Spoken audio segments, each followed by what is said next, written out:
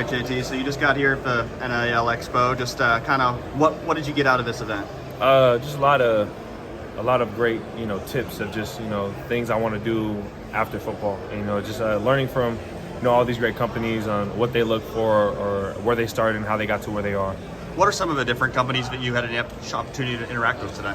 TTI, they taught me a lot about, market, but as well as leadership. I never knew that that was one of their main things. And also ABC, there's kind of asked them, where do I start if I want to promote my brand and where do I start? And they kind of helped me pave that little way to, whenever I start getting into that, where do I start? How much do you see opportunities like this open up just by playing for Ohio State?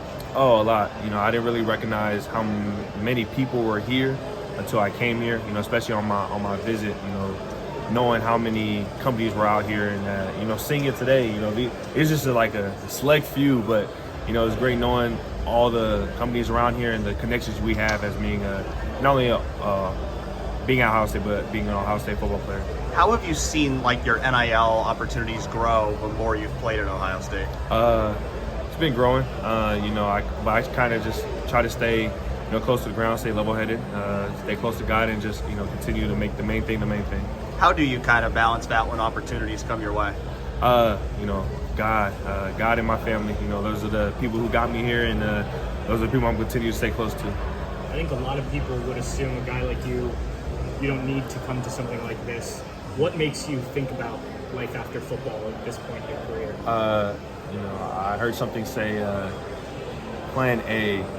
I never thought about it, but you have to have a plan A before your plan B. And, it kind of made me think about, football is your plan B, but you have to make sure your plan A is set. So when plan B is over, you already had your plan A. So, coming to something like this, it kind of helps me, even though if I don't have an idea, I kind of have a picture of what I want to do after. What is that? What do you see yourself doing after football? Man, kind of been bouncing around, but I kind of want to do something to help promote not only my brand but my culture. Help people of my background. Know that it is possible to go away from home, go far away from home, and just continue to be you and whatever that is. Whether it doesn't even have to be football, but continue to live your dreams. Is that something that you kind of learn the longer you're here at Ohio State? Just getting out of your comfort zone. Yeah. One thing Coach Jay preaches is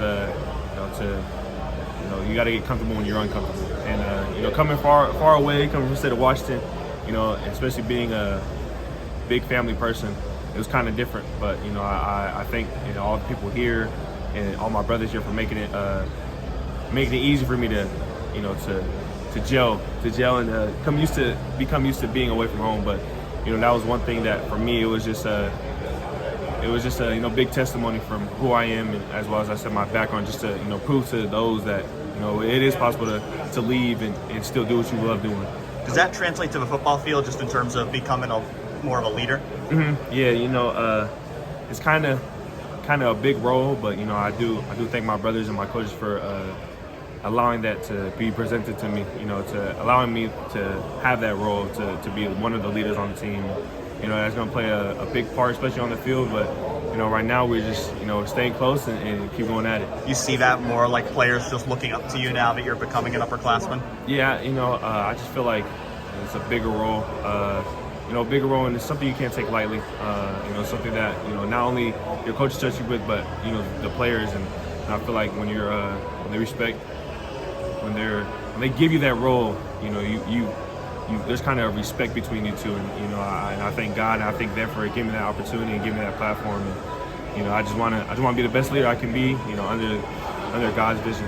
How long have you had that plan A, plan B kind of mentality? That's something my dad has always wanted me to get my mindset.